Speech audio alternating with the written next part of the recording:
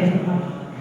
Yang punya Alkitab, mari kita sama-sama membuka di dalam 1 Korintus 5. 1 Korintus 5 ayat 12 sampai dengan 20. Amin. 1 Korintus 5 salah.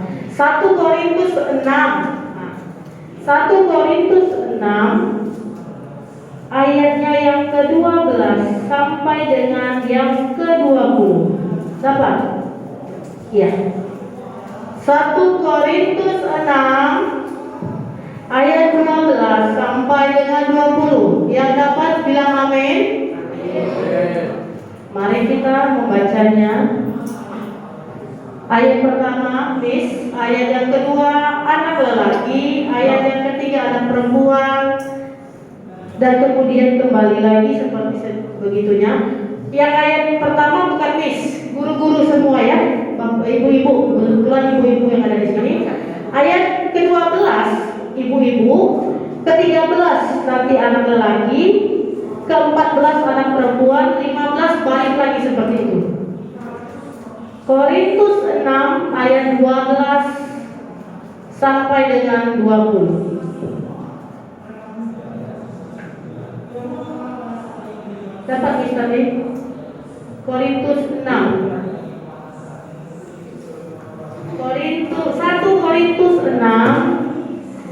Korintus 6 ayat 12 sampai 20. Mari kita membaca dengan perikopnya.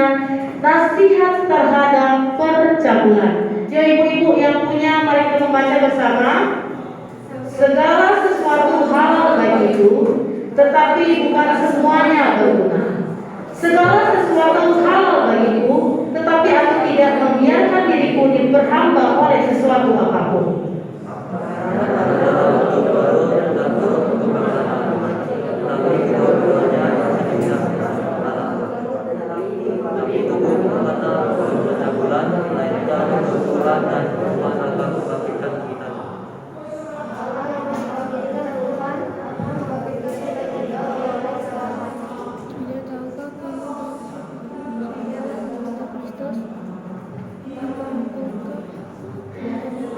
Satu, dua, tiga.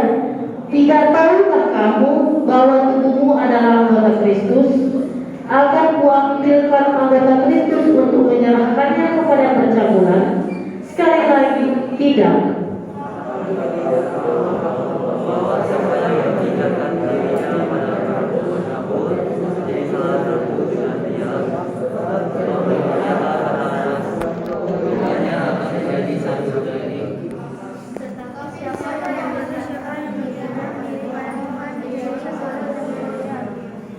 Jauhkanlah dirimu dari percabulan.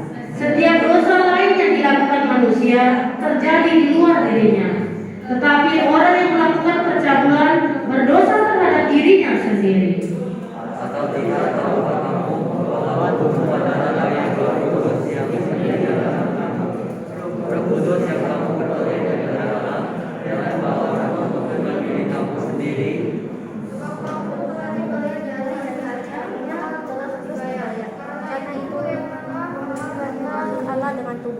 Amin. Demikian firman Tuhan. Nah, dikatakan di sini, kalau di dalam Kristen, kita sudah tahu, di dalam Kristen itu tidak ada yang namanya kita haram memakan makanan A, kita haram memakan makanan B. Di dalam Kristen tidak ada yang namanya haram mengenai perut, karena perut itu dikatakan memang untuk makanan, tidak ada haram-haramnya. Kita tidak.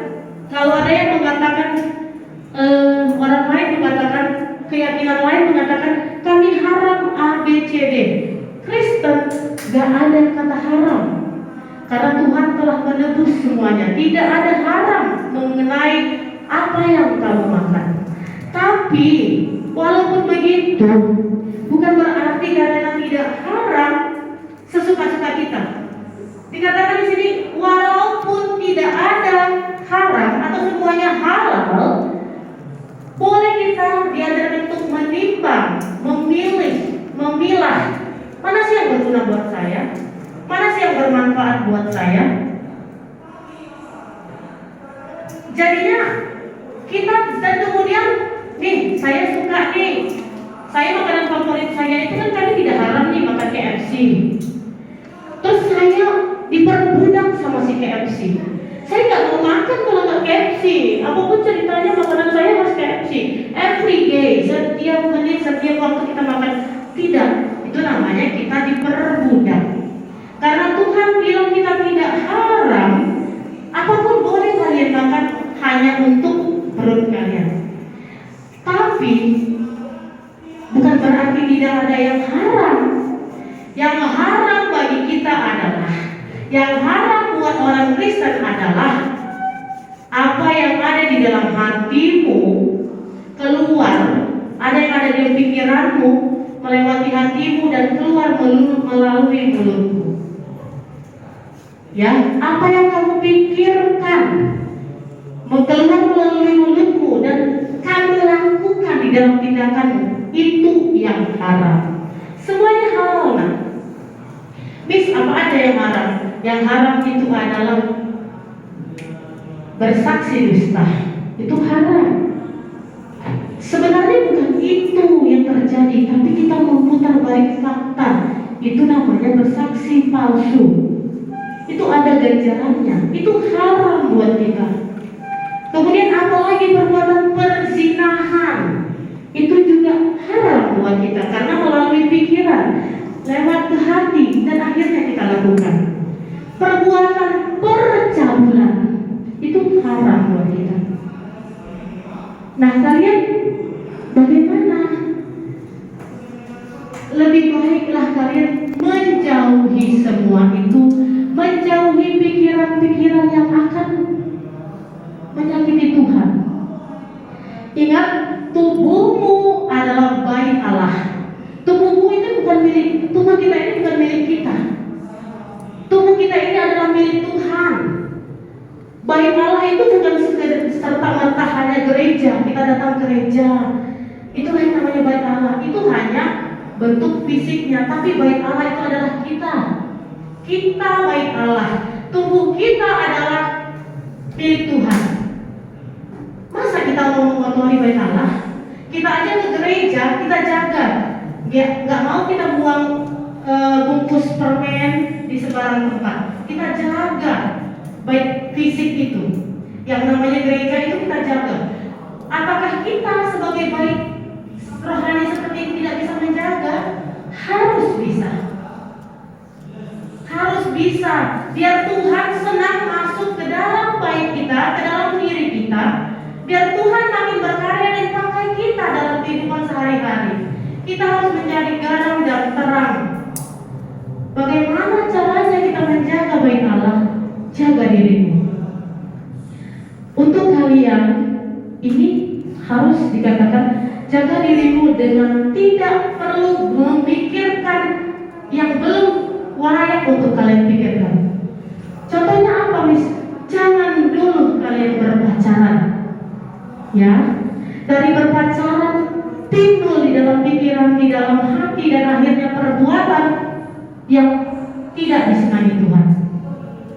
Jauhkan dulu dirimu dari hal-hal itu. Itu tidak disenangi. Hal itu haramnya, Miss. Tidak haram, tapi juga pertimbangkan itu berguna nggak buat sekarang saya ini? Berguna nggak itu buat saya? Apakah saya mau diperhamba dengan dia? Kalian takut dinyatakan tidak keren, tidak cantik karena tidak ada pacar? No. Kalian yang menilai saya, Tuhan yang menilai saya. Biarkan saya rendah di hadapan kalian, di hadapan Tuhan saya tinggi karena saya mau menjaga bait Allah di dalam diri saya.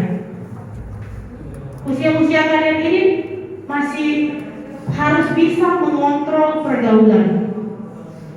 Dari pergaulan itu yang bisa mengajak kalian untuk menodai bait Allah. Jadi harus bisa ya memilah. Oh, tidak haram, halal. Ya halal sih pacaran, tapi pacaran seperti apa? Pacaran yang gimana sih? Pacaran itu adalah rasa rasa ya terhadap lawan jenis. Yuk kalian berteman dengan orang-orang yang mau Kristus, mau mengenal Tuhan, yang ya obrolannya yang baik-baik lah. Karena dari pergaulan itu yang akan membawa kita. Temanmu baik, kamu akan menjadi orang baik. Temanmu hancur, kamu akan jauh lebih hancur. Jadi apalagi hari gini ya, kalian harus bisa juga membentengi diri, menjaga baik Allah. Tidak selamanya ini anak perempuan dengan anak laki-laki sama. Semuanya adalah baik Allah. Tempat Allah mau berkarya, tempat Allah mau mencurahkan berkat. Laki-laki mau perempuan sama, jaga baik Allah. Biar Allah bekerja, biar Allah berkarya, kita terpakai. Kita sebagai perantara berkat. Yuk menjadi agen-agen perubahan. Banyak teman-teman di sekitar kita yang mengikuti zaman sekarang nak. Hari gini sosmed banyak mengajak kalian. Kita tidak bisa melihat orang itu dari tampangnya, tapi lihatlah dari setiap hari kegiatannya apa. Rajin bergereja, bicaranya tentang Tuhan, bicara tentang kebaikan, itu baru kita layak untuk ikuti. Itu yang layak kita pertahankan jadi teman. Karena itu yang bisa menemani kita membawa baik Allah ini suci bersih. Ya. Awalnya nggak ada niat, Miss. Awalnya saya nggak berniat, tapi kita tidak tahu nak hati, kita tidak tahu pikiran. Makanya dari awal bentengi dirimu, jauhi dirimu dari yang tidak diinginkan Tuhan. Nah, ada yang tiga yang biasanya merusak. Yang pertama itu dia tidak peduli dengan masa depan. Udahlah masa depan nanti aja deh. Itu akan merusak kita. Jadi kalian harus memikirkan masa depan kalian. Kalau saya berbuat ini, walaupun di agama saya mengatakan itu tidak haram, dihalalkan, tapi menurut saya tidak berguna karena ini merusak masa depan saya. Udah jangan lakukan, jangan kerjakan, jangan ambil. Kemudian rasa nyaman, rasa nyaman. Nyaman deh bermain sama dia, nyaman ngobrol sama dia. Awalnya sedikit-sedikit dia ngajak kalian berdusta, ngajak kalian untuk berbuat menyimpang. Awalnya kecil nyaman, nggak apa-apa, sekali. Besoknya 2 kali. Toh nggak ada yang lihat, nggak ada yang tahu, nggak ada yang tegur. Akhirnya lama-lama apa nyaman kamu di suasana itu, di tempat itu. Akhirnya menjadi habit, menjadi kebiasaan. Ya, kemudian rasa kekecewaan. Saya kecewa orang tua saya nggak kasih saya untuk main handphone, pegang handphone. Atau kecewa deh teman saya mau pinjam ininya, atau pokoknya kekecewaan seperti itu. Itu yang membuat kita ada bisikan-bisikan, ajakan-ajakan. Nggak apa-apa, saya bisa kok menggantikan orang tua kamu. Diberikan rasa nyaman dari kekecewaan itu. Kamu curhat sama orang yang kebetulan salah. Terus kalian kayak mana, Miss? Semuanya itu serahkan kepada Tuhan. Karena dikatakan di situ, sebab kamu telah dibeli dan harganya telah lunas dibayar. Tahu maksudnya apa di situ? Kamu sudah dibeli Tuhan, nak. Tuhan Yesus disalibkan dengan darahnya yang harganya mahal sekali. Kita sudah dibeli dari dosa itu. Kita sudah dibeli dari orang-orang jahat itu. Tuhan membeli kita. Gak usah saya membeli Jessica Goh. Saya sayang sama dia, kata Tuhan. Saya rela darah saya untuk menebus Jessica Goh. Tuhan disalibkan. Harga kita tuh mahal.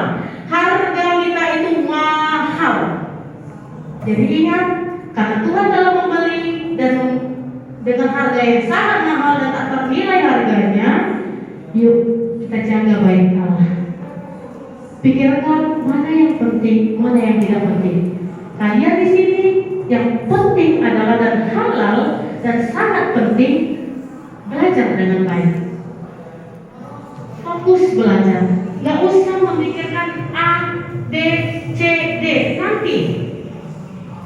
Karena itu bisa merusak pergaulanmu, bisa merusak citra dirimu, bisa merusak segalanya di dalam dirimu dan menghancurkan baik Allah, dan akhirnya tidak ada lagi baik Allah di dalam diri kita.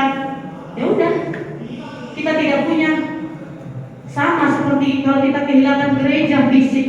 Gereja kita itu dihancurkan oleh orang karena dia mengatakan, nggak pernah ada yang masuk ke gereja itu tidak dipakai, yuk kita hancurkan saja. Terus kita kemana? Kalau kita sudah hancur, kita mau gimana? Masih bisa. Serahkan dirimu kepada Tuhan. Setiap nafas orang Kristen adalah doa. Ya, jauhi, yang paling penting adalah jauhi hal-hal yang tidak baik, yaitu percabulan. Apa saja percabulan? Pegangan tangan itu percabulan. Ya, pegangan tangan itu sudah percabulan buat kalian. Kalau bisfitri dengan suami bisfitri itu tidak percabulan ya nak. Karena dengan teman kamu berpegangan tangan sampai berbuat hal-hal yang tidak sewajarnya, itu sudah percabulan dan perzinahan. Miss cuma pegangan tangan, no way. Miss sudah berciuman, oh lebih parah lagi nak. Miss kami sudah berangkulan, oh yes, sudah mulai merusak baik Allah. Ya, jaga ya. Saya nggak mungkin misalnya itu. Puji Tuhan, terima kasih.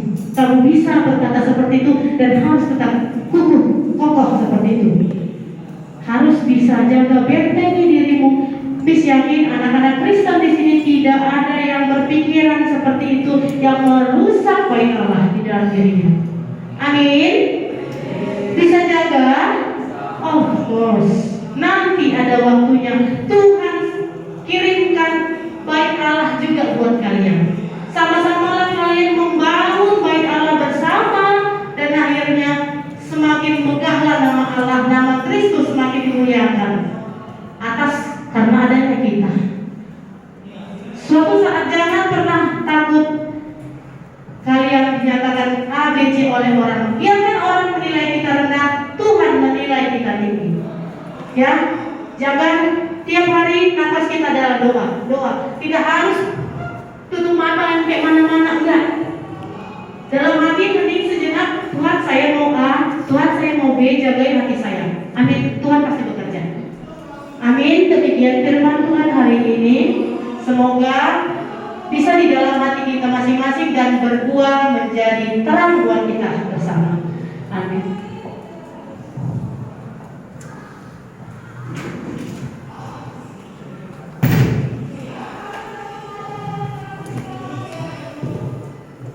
Menjaga diri kita ya, bahwasanya diri kita adalah baik Allah. Seperti lagu ini, hidup ini adalah kesempatan. Kita tidak tahu hari besok kita masih ada di dunia ini atau tidak. Jadi kalau bisa dibilang, hiduplah dengan sebaik-baiknya untuk kemuliaan Tuhan. Ya, kita nggak tahu nih hari besok kita ini masih hidup atau tidak. Maka dari itu firman lagu hari ini mengingatkan kita memakai hidup kita ini sebagai kesempatan untuk kita menghargai orang tua, menghargai guru, mengasihi teman kita, dan menjaga diri kita sebagaimana Tuhan mengasihi kita. Untuk itu kita akan menutup dengan menyanyikan hidup ini adalah kesempatan. Saya undang semuanya untuk berdiri. Dan terakhir mungkin sebentar dukungan untuk berdiri. Oke, kita bernyanyi hidup ini adalah kesempatan.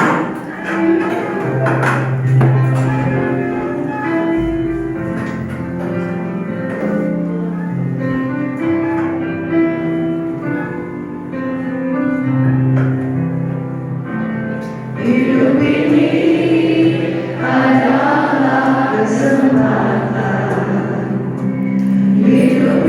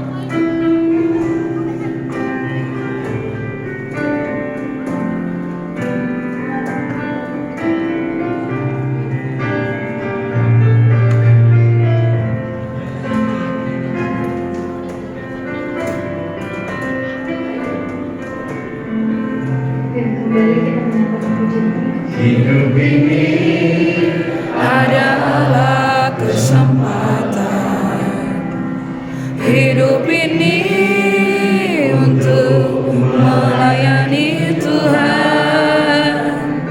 Jangan sia-siakan waktu yang Tuhan beri. Hidup ini hanya sementara.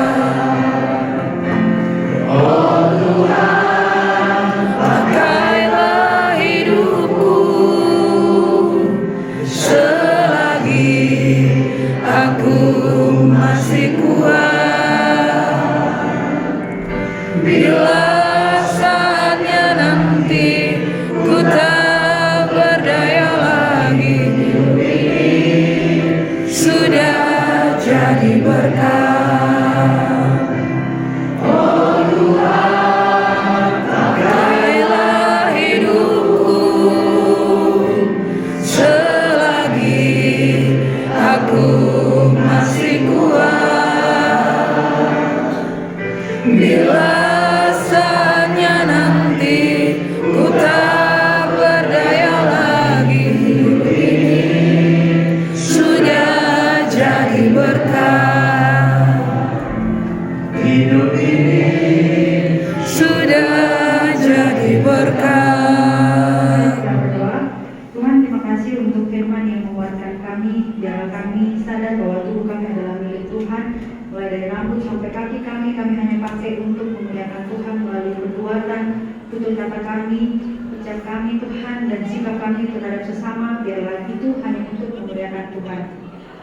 Berkati kami semua yang ada dalam ruangan ini Tuhan, dan ketika kami keluar dari ruangan ini, kasih-Mu memenuhi kami, setiap keluarga kami, pekerjaan kami, sekolah kami, kehidupan kami Tuhan.